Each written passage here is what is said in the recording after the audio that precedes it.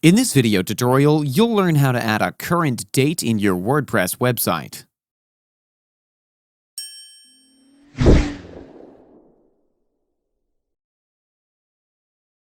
So, let's get started.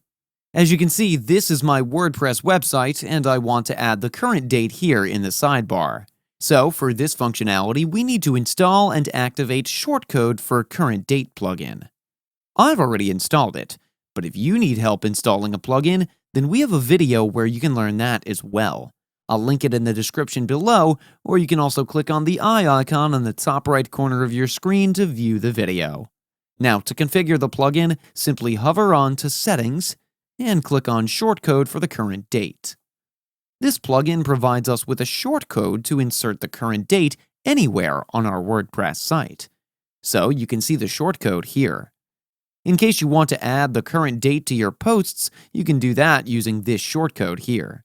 So I'll simply copy this shortcode, and to insert this to the sidebar, hover onto Appearance and click on Widgets. Now from various available widgets here, simply drag and drop text widget to the sidebar like this. You can drop it as per the position you like. I want to display currency date on the top of the sidebar, so I'll place the widget accordingly. Now, here you can enter the title as per your choice. Once you're done, simply paste the shortcode here like this. You can also edit the date format in the shortcode like this.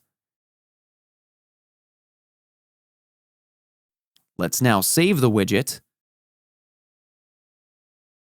And it's time to visit the website and check the shortcode in action.